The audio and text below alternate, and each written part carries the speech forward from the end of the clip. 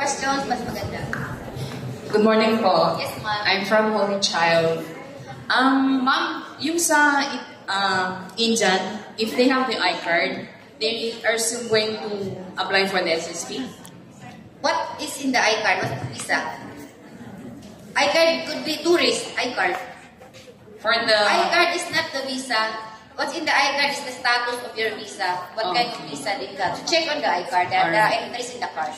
And then another one is the mother is Filipino and the father is British.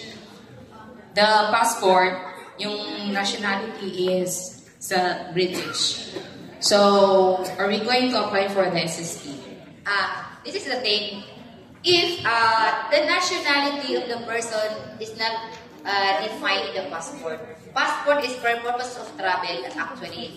That in the international scenario, you are recognized as like Filipino. But for purpose of establishing the citizenship in the Philippines, it's not the passport, it's the birth certificate. Yes, ma'am. So if you check on the birth certificate, he could have the British passport, but the child's citizenship is Filipino because the mother is a Filipino. Birth certificate is Filipino dito. Meron silang galing dito sa atin na birth certificate. So, ang sa atin, kahit saan pinanganak, kahit sa US, kung one of the parents is Filipino, you are natural born Filipino. By blood kasi tayo, ang Amerika kasi, pag mga Pinoy, pag uwi, blue, ang anak, blue passport. But Filipino rin recognize sa Philippines because born by one of the parents, actually the new constitution of one of the parents before, may mga ano, but now, one of the parents illegitimate or legitimate, the child is a natural born Filipino, has the rights and privileges under the Philippines. That includes the right to study. So, no need na ma'am? Hindi na. Okay. Basta ang birth certificate sure kayo Filipino. Opo.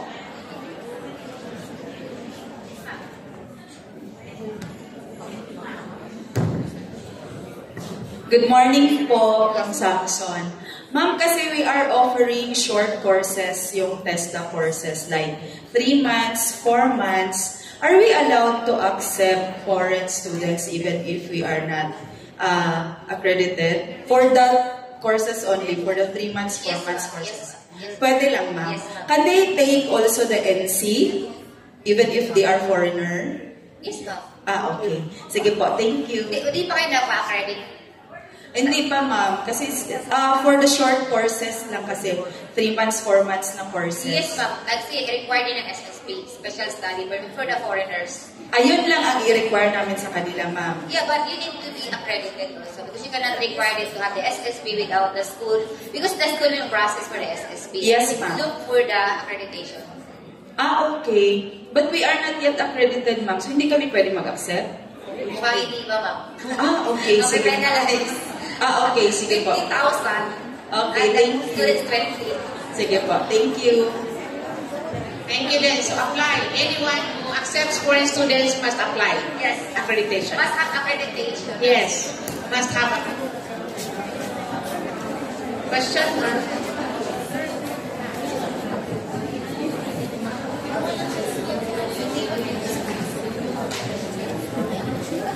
Hi, Majus Morning, ma'am, from Ateneo de Zamboanga University. Actually, we're left unclear with the basis of checking the nationality of the student. So, we're not clear to that. First of all, actually, we checked the birth certificate, the PSA of the child, of the learner, if they have the PSA, so that's it, no, they are Filipino. But we had a case wherein the child has the PSA birth certificate, but apparently he said that he's not dual citizen, so US citizen siya, ma'am. So we asked the child to process the SSP. First so, is yeah, having a PSA birth certificate is not conclusive na Pilipino ka. But usually, may PSA birth certificate, Pilipino yan. Ano nakalagay sa birth certificate? Yun, kasi Filipino siya naman. Yes. Filipino siya. Yun, parang kasi sabi niya, he is not recognized as dual citizen, so hindi daw siya Filipino citizen. So yun. So sa grade school naman, we had a case din where recognized as dual. Yes. Probably is, for Filipino, yes, Filipino, but the other citizenship, hindi siya recognize siguro dun. Yeah. Because the According birth to certificate child. would say what the nationality. Kasi if our sole basis will be the certificate, so we can tag the child as a Filipino citizen, but apparently it's not. There are countries na parang we need the pledge to what's that?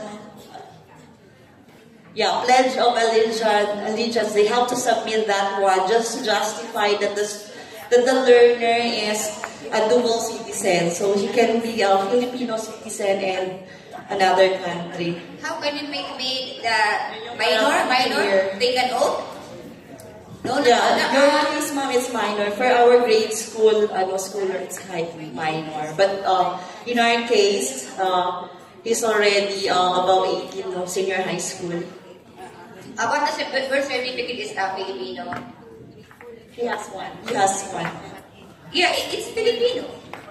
So if you have other nationality, good for him. But for Filipino, for school purposes, Filipino.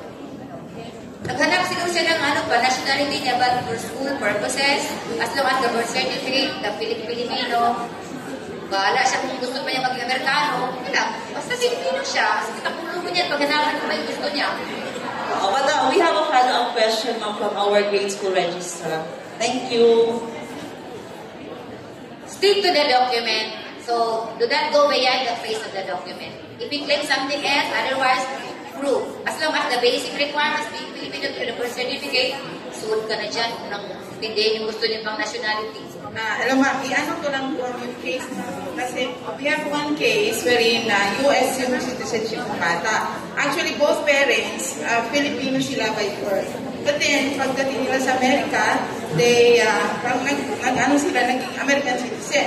So yung bata, naging American na siya. So, nung nag-apply sila dito, and hindi dual citizenship. Kaya ang advice ko then, pina-apply ko ng SSP for the first year. And then, sabi nung sa immigration sa Zamboanga, ma'am, we gave them parang 6 months or 1 year ata yung because of the pandemic to apply for yung dual citizenship. So, nung nagbalik na sila, they were able to get the dual citizenship yung certificate. So, hindi ko na sila pina-apply for the second year. Yes. Tama po yung ginawa. Tama na. Yes. Okay. Mayroon naman kami recent case, yung bata is Malaysian kasi siya. Actually, dito sila galing sa Davao. Nung nagka-online, they transferred to Ateneo de Zamboanga. Online na sila. So, nung nandito sila sa Davao, pero nag-online sila sa Zamboanga, pina-apply ko sila ng SSP. Because yung sa Malaysia, hindi man, wala man silang dual citizenship. So, Malaysian talaga na nila. But then, second year of pandemic, they transferred to Cambodia. So, yung mga bata na sa Cambodia, still nag-online sila sa atin dito sa Zamboanga. But when I coordinated with immigration sa Zamboanga, they told me that wala naman sila sa Philippines. So, okay lang na hindi sila mag-apply ng SSP. Yes, so, correct na yung ma'am. Yes. Usually, the presence ng estudyante yung mag-matter because they need to extend at the immigration. Hindi it was us. Yes. What's the purpose of the extension? If you could study that, should do that as SP, school accreditation. You should find online. Okay. Thank you. Yun ako. Dapat marami tayong mic siguro, ma'am. Yung sarili. Good morning, ma'am, from St. Mary's Tagupo. I just want to be clarified. Okay lang po. I just want to be clarified, ma'am, since we have 3 students sa grade school. Japanese, they are born at Japan. Ang birth certificate din nila, ma'am, is registered sa Japan. Wala sila sa Philippines. Pero ilang mama is Pinoy. And then we applied, parang 3 years ago sa immigration. As advice, ano lang daw, we will wait for the documents being applied by the mother yung about sa recognition of being a Filipino. Are we safe, ma'am, na as of now, walang nangyayaring SSP? Okay lang din po. Actually, kung ang pagka-Pilipino ng bata, hindi naman yan nakukuha lang sa it's by blood kasi. But for purpose of how you prove, yung kailangan ng mga papel. Yes, ma'am. Pero until kasi now, ma'am, until now, wala pa yung document. Is that okay? Okay lang yan because maybe is overstaying ang bata. Kung entitled siya for recognition, mag-retroact yan since birth. So, regardless of how many years yung overstaying, but eventually, ako muna siyang malargahin kasi sa report, hindi naman kayo pwede mag-away doon na Pilipino. Ako, 30 seconds lang ang immigration, pwede nang-scan ng passport. So, yung mga ganyang issue, hindi siya nakukuha ng 30 seconds. Malamang-lamang, back off ka na lang yan. So, usually we advise for those who want to be recognized as Filipino, so just process the documents and do not leave the country without having it done. Otherwise, you'll be in trouble at the airport for being overstayed. But in that case, say can for the Okay, ma'am. Thank you. Kasi na-confuse ako kanina. Dapat, ang naanong sa kong minds, kulang mo sila ginagunitan ng birth certificate. Sila, birth certificate is accept that Japanese version. Yes po. Ang ginawa ko lang, ma'am, is translate ko into Translate, English. Yes, now, wala namang authentication na it's apostille na din. yes po, apostille. Effective May 2019, apostille na tayo, wala na yung red ribbon, hindi na yan, but apostille na. So, all foreign documents must be naka-apostille. Ay, doon bang nakalagay Japanese? Oo. As of now, we are... Proceed, make sure mag-proceed siya for recognition. Dapat naka-promissory doon sa iyo. Yes po, ma'am. Meron kami... Undertaking po. Pero, umabot na kasi ng 2 years. Yung Bakit nag-apply na ba sila? Yes po, ma'am. Ang sabi is kasi from Tagum, mahirapan daw pero meron na silang mga initial documents. It's just that wala pa na ako na-receive ang atong, Wala pa siguro nag-file. Get the proof of filing, receiving copy. Okay. Ano lang ba mag-ask ang idea if ilan jud ka months ang filing? Usually na 3 to 4 months kasi may affirmation pa ng Department of Justice ang because you're establishing status Filipino eh. Hindi siya ganun kadali. Unlike visa. Okay. Thank you so much, Okay, ma'am. welcome. Or,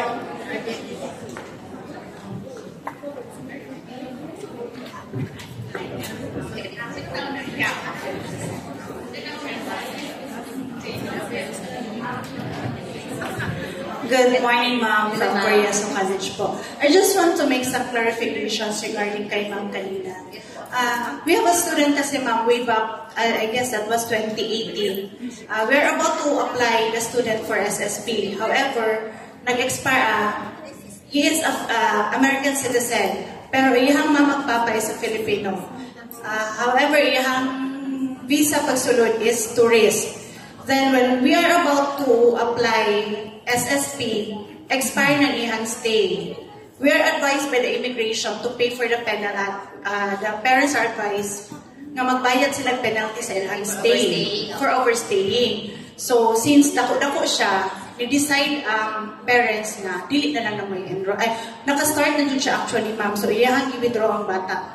Then nag-homeschool na lang ang bata. So tama ba ang amuang kuan nga since wala siya na SSP na pull out na murag na hamper no yung education, okay?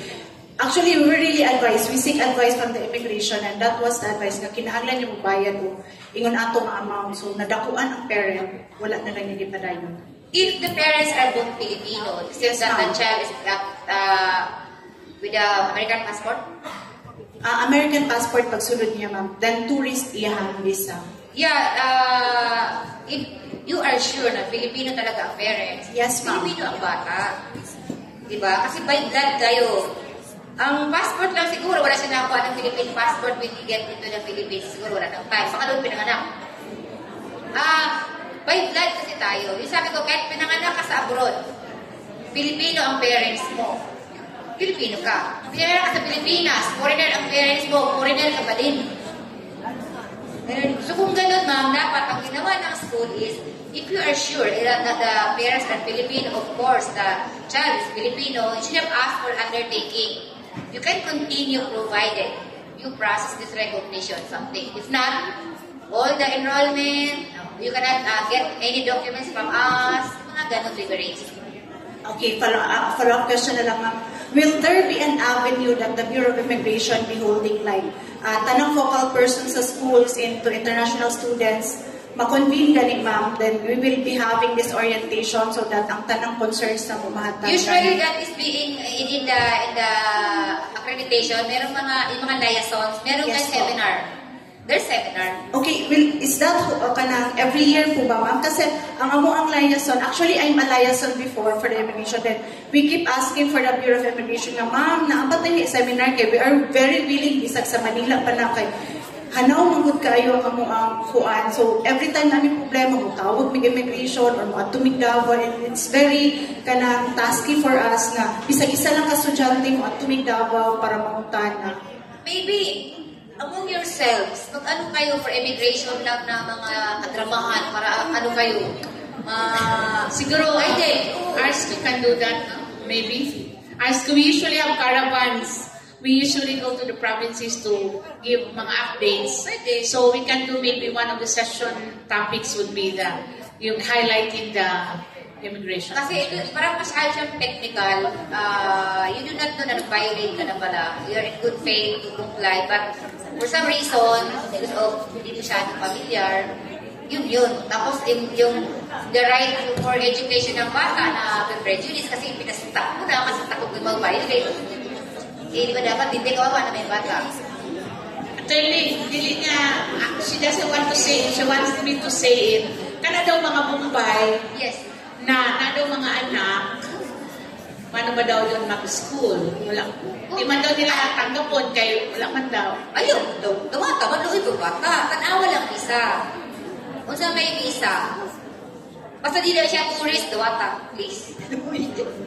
Basta di lang turista. Or tourist is SP. Special study. Actually, what do you mean? The visa of the parents? Yes, usually dependents din na sila. Kaya nila ang visa sa mga parents. Usually 9G, mga working visa. Or the mother is Filipina, yun, ganun sa atin dito. Unless kung mga tourist lang yan, SSP, kaya mga bata man. Basta valid ang stay updated. So, actually, ma'am, ayaw niya talagang sabihin. Sige dapat, sige dapat. Ayaw niya. I think both parents are Indians. Okay. And they are not sure if they have valid whatever visa it Just is. the passport. So, Passport oo. lang. Kasi daw, they refuse, they decline the Do not deprive the students. Kasi wala kang kamalayan sa kasalanan ng parents. I-check lang baka pwede naman. Wala naman yung mga bata eh. Sinusunod sa parents. Kung deny nyo pa, dinadagdagan. This is just to share with you regarding a foreign student ang papa, foreign ang papa, and then Filipino ang mama. That is automatically Filipino ang bata. Yes. If in case napanganak sila sa US, when they came, ang atuang i-require for us, ang i-require namin is we advise them to process the PSA to enjoy the benefit of being a Filipino. Pwede din. San Pedro College, Mama Lu. Thank you, Mama Lu. I-process nila ang kanilang registration sa PSA. Sometimes, doon pa lang na-register na eh. But the best is to get direct submission. Pero whatever, ma-reflect sa birth certificate na Filipino, identified Filipino, please tanggapin yung kawawang bata. Yes, any questions? Kung talagang kayo ng immigration, magpunta sa inyong mga intel, babasa ang anong constitution, baka di alam, ang nagsuroy-suroy sa inyo. Good morning, attorney from the Cajun High School po. Hello. Yes po. Attorney, would just like to consult lang. We have this, actually nag-inquire pa lang, meron siyang Philippine passport, iba yung apelyido niya, and it will be expired in 2025. Pero may pinakita din ako sa ito, yung birth certificate ng Japan, in which adopted siya ng Japanese. Okay. So iba na yung apelyido niya doon. So ang gustong ipapagamit ng mother, a Pinay, is yung nasa Cosecito. Question is this student subject for SSP? Di na. Same person naman yan. Even if may maibigay po sa amin ng copy ng Japanese passport? Yes. May adoption decree yan, di ba? that this person, kaya sa Japan, mag-iba ang pangalan mo, di ba pag ka. So if you can prove that this Filipino name and this Japanese is one and the same, just give us a copy. Sa inventory niya, di ba, pagsabit ng mga foreign, sa Pilipino. So, not for SSP na po yung Hindi na, student? Filipino yan. Okay. By adoption lang kasi siya, di ba? I see po. So, karoon na po, attorney, maski pa na siya ipakita sa muan ng Japanese passport and Philippine passport. Yes, wala siya. Okay. Except that, nag-iba ang name. But, di ba prove na why these two different names? Dapat ma-justify siya. Why? Usually sa Japan kasi, Meron naman din nakasulat yun yun sa pasaykin nila po. same person naman. Okay. Same blood na nanatay ng Pilipino. Another thing, attorney, ito po, madami po kasi nag-SSP kasi sa amin. Ngayon, medyo na-confuse na kami kasi yung stand yun po is by blood. Pero, when we go to immigration, they are by documents. Yes, by blood. Kasi po, ang dami po kasi naming students na the mother is Filipina, father is Japanese. When they come to our country, pasok po sila sa atin, ang ipapakita sa airport is Japanese passport. Okay. Opo. So ngayon po, pag mag-consult kami sa immigration, tatanungin kami, ma, may foreign passport po ba yan? May Japanese, meron po, SSP na. Yes, attorney. Ayun ang pangutana kahit nobody's above the Constitution ba yan? Okay, so para safe sa mga attorney, pwede ba mo ask na lang o paano po ba yan? Birth certificate ng mother? Birth certificate ng bata o ng mother. Ang birth certificate is Koseki. Koseki po, ay papakita ng mother. Wala siyang translation or something? Meron, pinapatranslate po namin lahat ng Japanese docs into English, pero Koseki po siya, wala pong issued from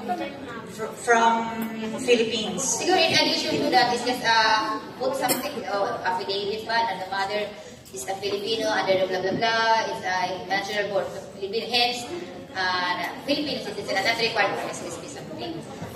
Nagkakaproblema lang sa office na mag-appreciate ng document versus the what is the law. Yes Usually, po. ganun kung ganun ma'am, ganun ka gawin mo. Refer to the Constitution. Kasi you cannot go against with the Constitution. Kasi may mga ng story po, attorney, na ma'am, baka pag maglabas na yan sila, tatanungin sila doon ng immigration sa airport, anong ginawa ng student, ilang years nagsistay, anong ginawa, nag-study, may SSP ito, Yes. Bigyan mo ng birth certificate, Filipino ito. Okay, ng parent. Kung mas maganda, magpa-recognize sila ma'am para, yun ang, para matiklop yung bibig na mangulit niyan is recognition certificate. Kasi hindi ba niya, hindi naman lahat na may ganito ka-technical ang issue. So, mag-confront ka ng officer of the airport, hindi naman masyado din yung mga constitution eh. Dito lang nag-discuss. But, for convenience, get the recognition certificate. Period na yan.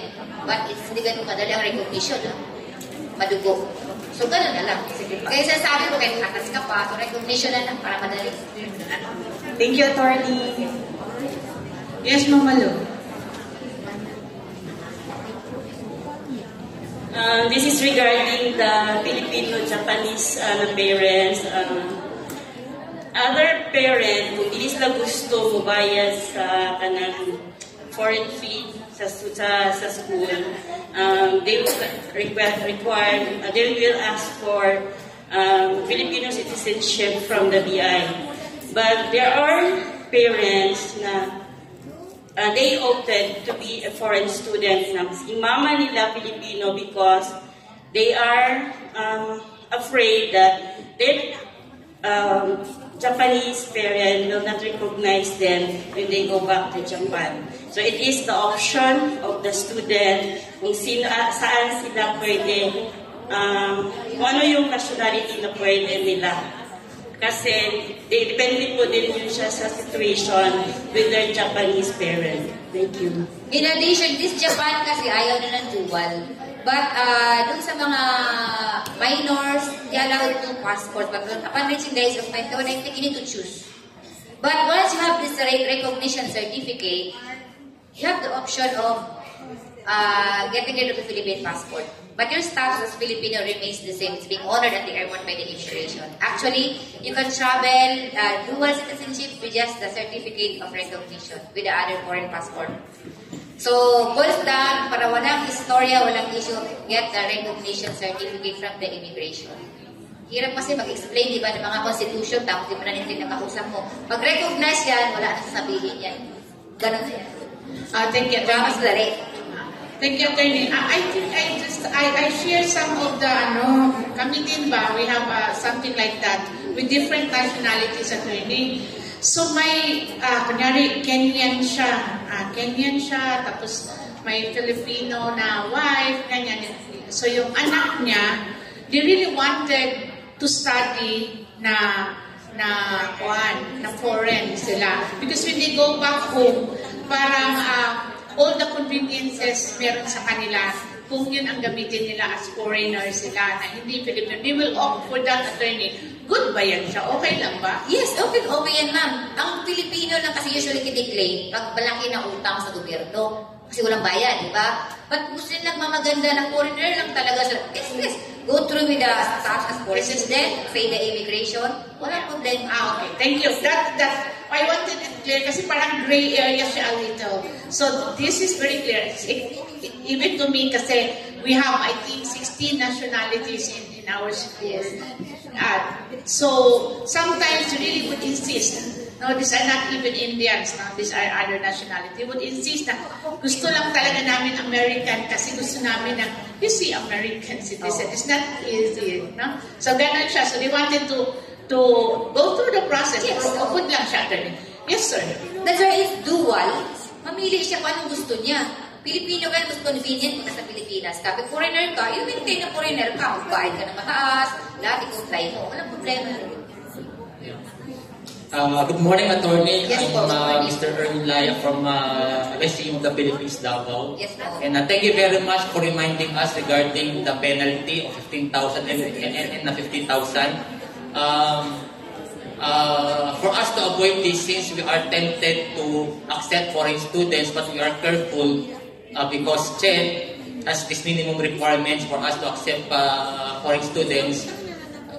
In this connection, may we know what are the minimum requirements of the immigration for us to qualify to accept foreign students? Thank you very much. There's this requirements of the checklist of requirements, the downloadable po siya. Marami po yun, sir. Marami siya. Nakalist yun. Okay, but...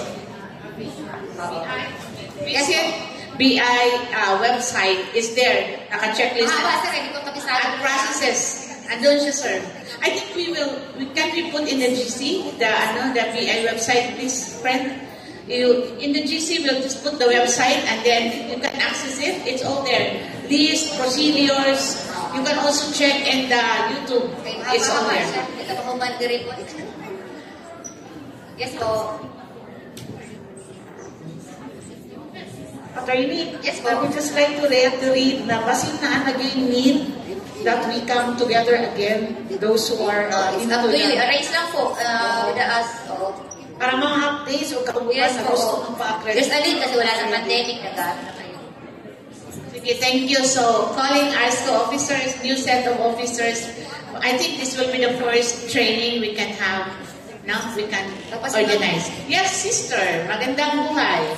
Ay, ito, sister. Sorry po. Ano po, sister? Sorry po. Half lang nakita ko. Okay, Assalamualaikum warahmatullahi wabarakatuh to our co-Muslim here. Okay, good morning everyone. Ang akong very mga concern, I'm from Balot Island, Davao Occidental. Sa among school, mostly, ang among estudyante dito is Indonesian.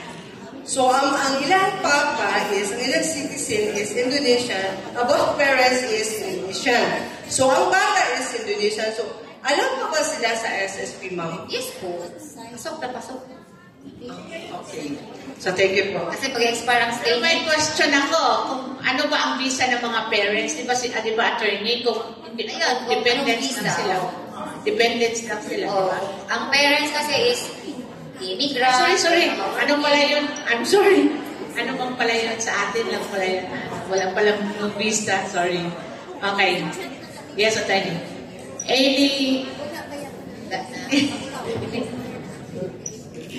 Attorney Brisa. Any other question, comments, clarification? So then, wala na ba? Wala na ba? Ay, yes po. Kasi this is the end of the line. End of the line of the mic. Halimbawa po, ma'am, ang ilang birth certificate kay diri man sa Pilipinas sila na-apply. Kay diri man anak ang ilang bata. Doesn't mean na Pilipino sila, dito na sila pinanganak, pati sila Pilipino because of the blood. Parehas pa kayo Indonesians. So kahit na pinanganak sa Pilipinas, Indonesian pa rin dugo. Okay. Nasa Pilipinas ba sila nang-apply of birth mo? Yung sanguinis ang ating prinsipyo ng by blood kayo in different place. So, kung pananganak ang both Pilipino sa US, dugal siya kasi recognize siya sa US as American, but at the same time, Filipino because parents are Filipinos. Sige, hello, murag bipo na sila. So, yan, para klaro ang kwenta, I wanted to be validated, attorney. Yes. I think kasi parang it's recurring. So, ang cue sa atin, ang Pilipino, kung Pilipino yun ang dugo. Yes. Diba? No, kahit saan ka pinanganak, Pinoy ka pa rin. At that time of birth, meron naman yung mga naturalized American. Then subsequently, naging American, syempre, sa anak. Of course, sa anak, hindi na siya Pilipino dahil ang parents niya is naturalized American, nawala na yung pagka-Pilipino. Usually kasi sa atin, bawat maraming nationality, except for yung born with one of the parents is Filipino, and this RA 9225. Are you aware of RA 9225? Hindi. Yung mga naturalized Filipinos abroad, na they wanted to retain back the Filipino. Back Yes. 2003 nang start yan.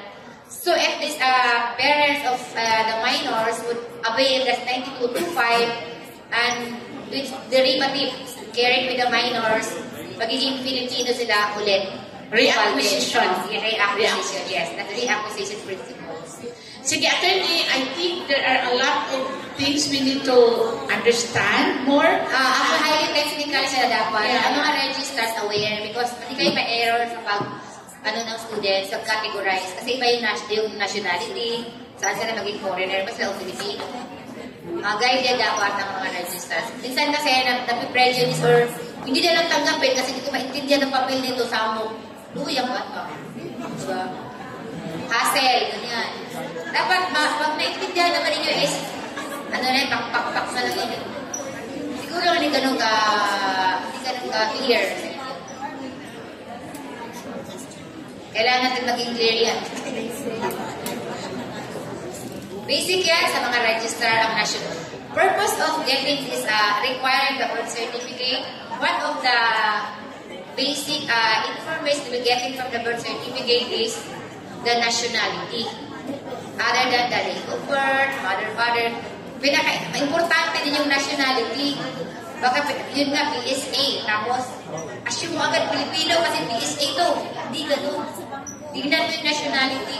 Kaya usually, yung mga Chinese before na, district ang ang local civil register, ang DFA, mag-issue ng Philippine passport. Ngayon, yung mga Chinese na nag-renew ng passport, puntol na sa DFA, dami na nagbaha ng immigration sa mga Chinese na na-deny ng passport. Because in the passport, Chinese. Dati kasi hindi lang masyadong strict ang government sa mga records kasi wala namang nagpa-falsify yung mga atay. Ngayon, wala. Hindi na makaka-renew ng passport yung mga iba ang surname. Wala na. Nagtaka naman ako, ba't naka-passport naman ito? Pero ngayon, wala na. Ang dami nang denied ng extension ng passport because of the nationality. Okay, so there are no more questions. We're done na. To thank attorney for the fruitful discussion. That was very interactive. Lahat tayo nag-participate. Now, isa lang ang masasabi ko na maswerte kayo ngayon na yung application for accreditation pwede na sa Davao. During our time, we will send to Manila to be interviewed for the accreditation. So, this juncture, we have to award the certificate of appreciation to our speaker.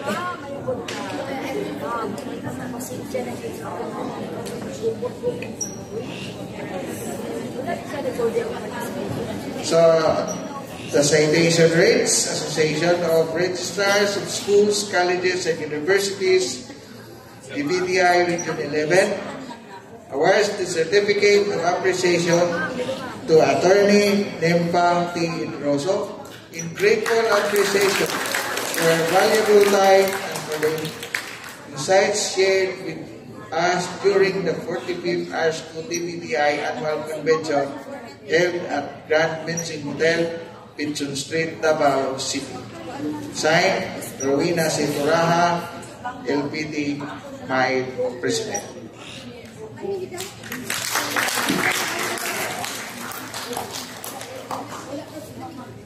Hey, so, wala pang last break, no? Wala pa ang lunch, merong break. So, maybe perhaps to break the monotony, here is another game being twisted with my daughter. Okay, so, at the back of your seats, meron daw numbers. Back of your seats. You don't have to rearrange the chairs, but just look at the back of the chairs. Wala, nasa back. Back seat.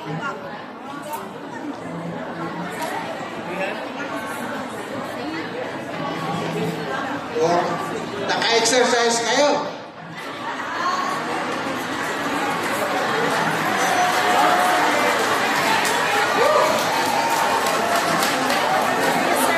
But the twist is, ito ang twist. My daughter has selected a free seat numbered by herself. So, nung dumating ako kagabi, sinabi siya, tayo ganito, gawin mo bukas. Ikaw ang master ceremonies, no? Para malingaw po sila, muna ni, I have to select a seat, bigyan mo ng price. Okay. And the price na paabot ng bulsa ko is only 500 pesos. So, the seat is in row number 6. So, doon, sa at my right.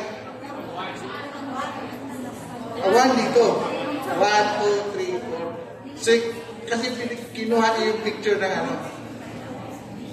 It's row number 6, table 1. Table 1. Row number 6, table 1. Sila lang. Wala nata. Sila lang dito sa row number 6. And the seat number is seat number 1 to my left.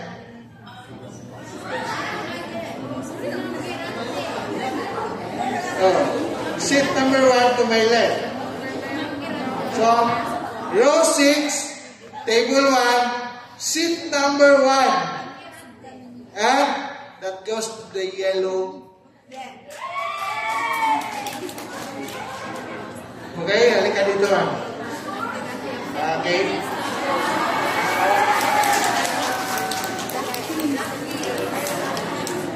Oh, ID ma'am, ID. My name is Erlinda B. Flo from St. Mary's College of Tago, the school registrar.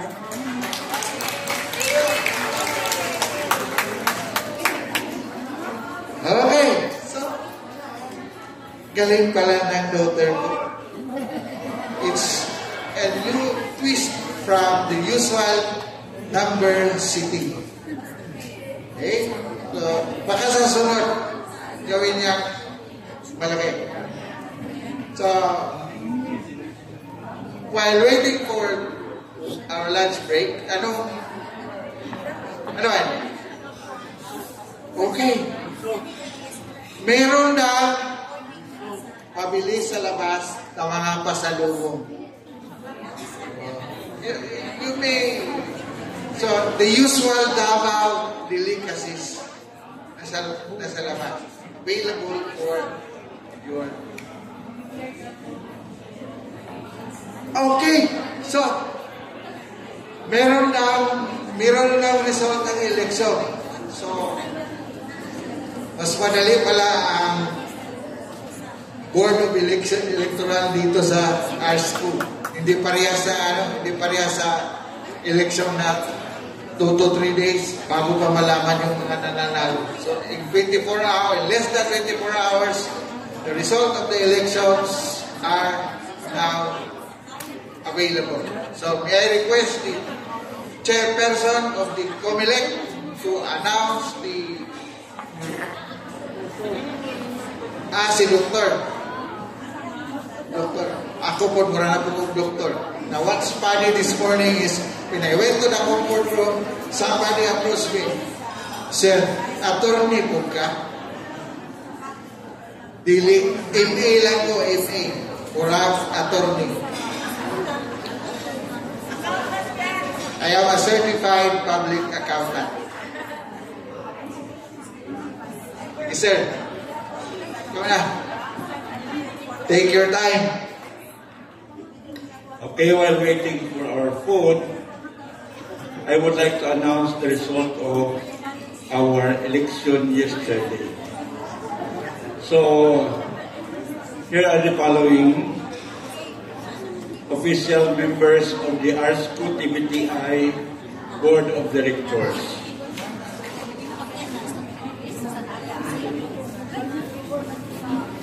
Okay, so we have here the following. We choose 15 of the whole Hamili Baton.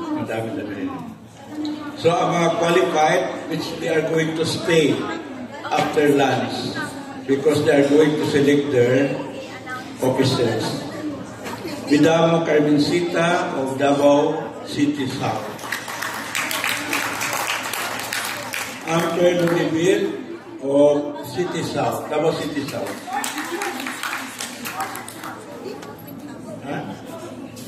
North Sea. Kaya kung masahol, UIC naman siya. Turaha, Rowena of Davao Sur. Militante Dante of Davao City South. First time na nakapasok naman ang mga lalaki natin. Hikali Evelyn of Davao del Norte. Ako, Elita, Davao City North. Doy Girly of Davao City North, Davao City North. Abaw Joyce May of Davao City North. Daklan Hanelit of Davao Norte, Davao del Norte. Bitolio Maria V of Davao del Norte. Casikas Violeta of Davao Oriental, Casikas, Davao Oriental. Oriental. Peramco Edita of Davao City South. Akala Tia Angel Lu of Davao Oriental. Davao Oriental ba? Davao Occidental. Trinidad Charmy Marie of Davao del Sur. And then we have Singkala Cyril of Davao del Sur. Okay? So we are 15 to stay before the lunch for your election of your officers. The following officers are needed in our school. We have the president, the vice president for CHED, we have vice president for DepEd, We have Vice President of TISDA, Secretary, then we have Assistant Secretary, we have Treasurer, we have one Treasurer, Auditor will serve as the Assistant to the Treasurer, the Business Manager, and the ex-officio. While the area representatives, Davao City North, Davao City South, Davao de Oro, Davao Oriental, Davao del Sur, Davao del Norte, and we have a problem with Davao Occidental. So we request the Davao Occidental to meet siguro with your group and choose your representative. Kaya wala pa naman talaga na nag-qualify sa inyo. But during the early years, 1980s, 90s, and the early of 2000, we can choose one representative among yourself. So mag-elect lang kayo, magsabit kayo ng pangalan kung sino para may representative ang Davao Occidental. And the consultants we have, Erlinda Aguilar, Dr. Nonito Delgado, Casiano Riboca, CPA, Sister Lorelyn Santos, RBM, Mrs. Alma Gonzalez, Dr. Mila O. Baruya. So, yan ang ating set of officers and of course the consultant. Before, our consultant are the ex-officio, pero the-change na yan into consultant na talaga sila.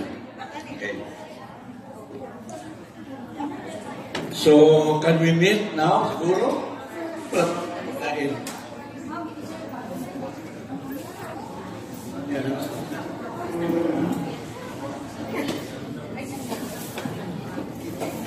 Okay, yung mga walang kit, tawag ba kung ano nila?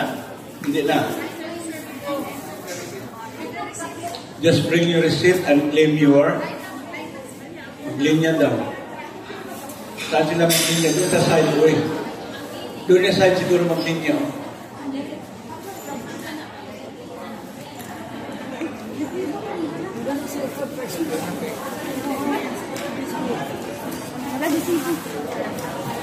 Please bring your receipt. Please bring your receipt. Pati on-site na. May we ask you to submit the evaluation receipt? Pakikulikta. Wala pa. Still there in the kit. Ay, kaya nandiyan sa kit. Kaya ganit.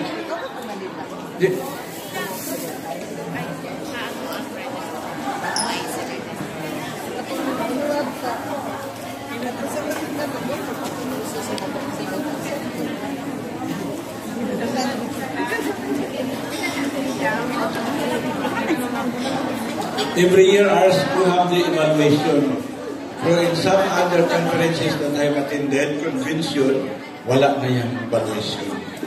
Pero it can help the organizer kung anong i-improve, kung anong ating alisin.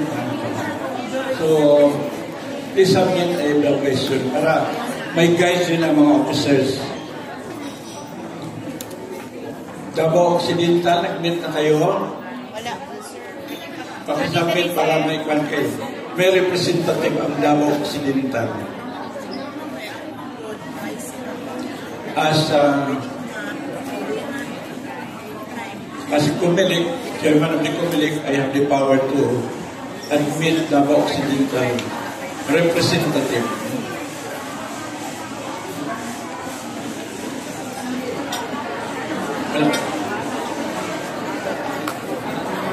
Hindi. Kaya gani mag-meet sila na yun.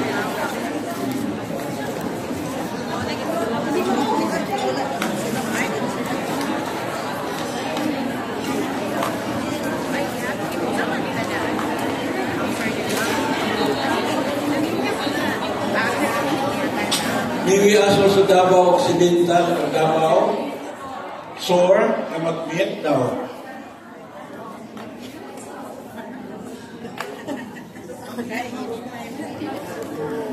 We have 80 products and pasalubong outside available. We have also books for sale. Meron po tayong books for sale dyan. Yung mga walang libro. Meron na sa Davao Occidental. Kung sino man sa napili ninyo, please remain. Hindi ka makaka-invite. Maiwan ka. Hindi ka makauwi sa Occidental. Saan ka ba? Lumar? Saragani, sir. So, malapit lang. Malapit yan, Saragani. Bukas ka na mag-iwan. So, maiwan ka ba?